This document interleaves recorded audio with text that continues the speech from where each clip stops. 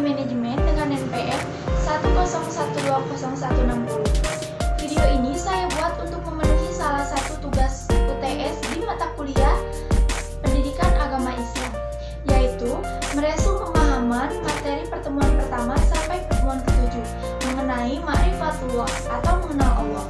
Poin yang pertama yaitu ahamiyatu ma'rifatullah atau urgensi mengenal Allah.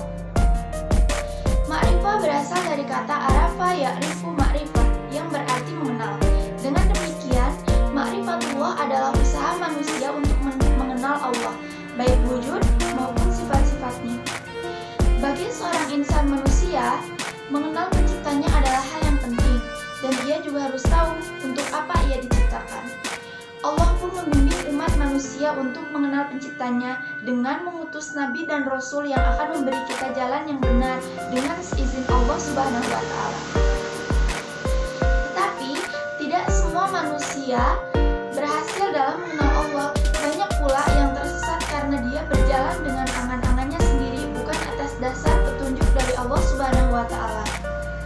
Definisi lain mengenai ma'rifatullah atau mengenal Allah bukanlah mengenali zat Allah, karena hal ini tidak memungkinkan keterjangkauan oleh kapasitas manusia yang terbatas.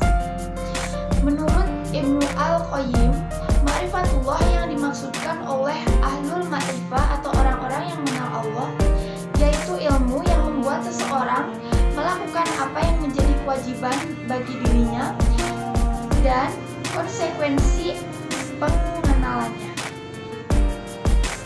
Adapun beberapa manfaat atau balasan untuk para manusia yang berhasil dalam mengenal Allah Subhanahu wa Ta'ala atau ma'rifatullah, yaitu diantaranya yang pertama, al-khalifah atau kepemimpinan. Bahwasanya Allah menjanjikan kepada mereka yang mengenal Allah dengan baik untuk menjadi pemimpin di muka bumi. Manfaat yang selanjutnya yaitu tamkinuddin, yaitu diteguhkannya agama Islam di muka bumi. Allah menjelaskan dalam beberapa surat di Al-Quran.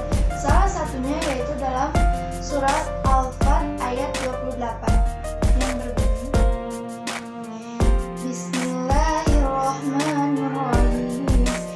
Walladzi arsala rasulahu bil huda wa dinil haqqi liyudhhirahu 'alal ladzi kulliha wa kafa Allah berfirman dalam surat Al-Fat ayat 28 yang dimana telah saya bacakan tadi, artinya dialah yang mengutus Rasul dengan membawa petunjuk dan agama yang hak agar dimenangkannya terhadap semua agama, dan cukuplah Allah sebagai saksi. Yang selanjutnya, manfaat selanjutnya yaitu al-amnu, bahwasanya Allah menjanjikan akan mengondisikan orang-orang yang beriman kepadanya rasa aman. Jadi apa yang dimaksud seperti itu? Yaitu Allah akan menghindarkan kita sebagai umat muslim yang memang berhasil dalam mengenalnya atau memahami ma'rifatullah. Allah akan menghindarkan kita dari rasa gelisah dan senantiasa mengondisikan kita dalam selalu berada di dalam rasa yang aman. Mas juga banyak manfaat baik yang lainnya yang akan kita terima. Selanjutnya, ciri-ciri dalam ma'rifatullah atau ciri-ciri insan manusia bahwa dia telah mengenal Allah Subhanahu wa Ta'ala, yaitu Allah menjelaskan dalam firman-Nya dalam Al-Quran bahwasannya seseorang yang dianggap mengenal Allah jika ia mengenali asma Allah atau nama-nama Allah. Yang kedua, sifat Allah. Ia akan mengenal Allah dengan baik jika ia memahami sifat-sifat Allah. Yang ketiga, af'al Allah atau perbuatan Allah yang dapat terlihat dengan ciptaannya. Seperti halnya kita melihat alam semesta ini, maka dari itu kita meyakini adanya Allah. Karena siapa yang menciptakan alam semesta ini? Kita akan yakin bahwa yang menciptakan alam semesta ini adalah Allah Subhanahu wa Ta'ala. Adapun dukungan dalil yang kuat, yaitu ada dua jenis dalil, ada dalil naqli dan dalil akli.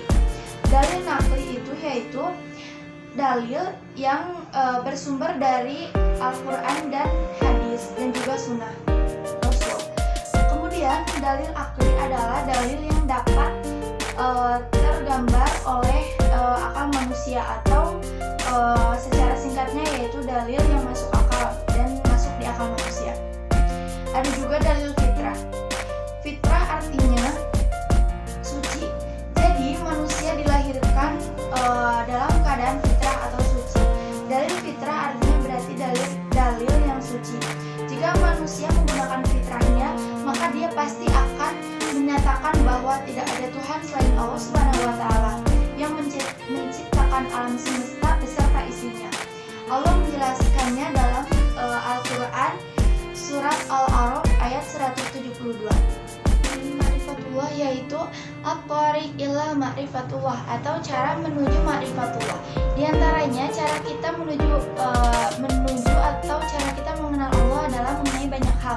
Seperti halnya kita mempercayai adanya sesuatu atau hal-hal yang diciptakan oleh Allah, seperti contohnya alam semesta, makhluk hidup, pepohonan dan seisinya. Kita juga mempercayai akan adanya takdir Allah Subhanahu wa taala. Poin yang selanjutnya yaitu al-manawi min ma'rifatullah atau penghalang mengenal Allah. Secara garis besar terdapat dua hal yang menghalangi manusia dalam mengenal Allah Subhanahu wa taala. Di antaranya yaitu maradus syahwat. Yang pertama yaitu ada fisku atau kefasikan. Fasik adalah orang yang senantiasa melanggar perintah dan perintah dari Allah Subhanahu wa taala. Dan dia bergelimang dengan kemaksiatan serta senantiasa berbuat kerusakan di bumi. Dijelaskan dalam firman Allah Al-Qur'an surat Al-Hasr ayat 19 yang artinya, "Dan janganlah kamu seperti orang-orang yang lupa kepada Allah Subhanahu wa taala, maka Allah akan menjadikan mereka lupa kepada mereka sendiri. Mereka itulah orang-orang yang fasik."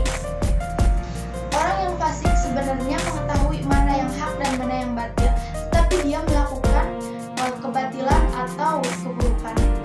Yang kedua, al-kibru atau kesombongan.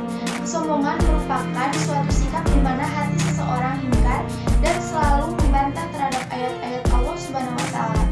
Dijelaskan dalam firman Allah surat Al-Mu'min yang artinya, yaitu orang-orang yang memperdebatkan ayat-ayat Allah tanpa alasan sampai kepada mereka.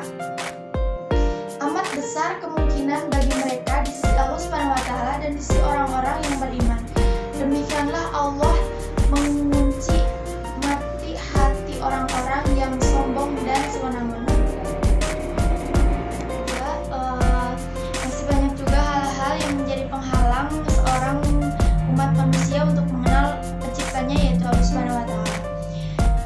Namun tidak bisa saya kupas satu persatu. Terima kasih telah menyaksikan atau memahami apa yang saya sampaikan. Mohon maaf bila banyak tutur kata yang kurang berkenan atau mungkin penyampaian saya yang kurang tepat. Wabillahi taufiq wal hidayah. Wassalamualaikum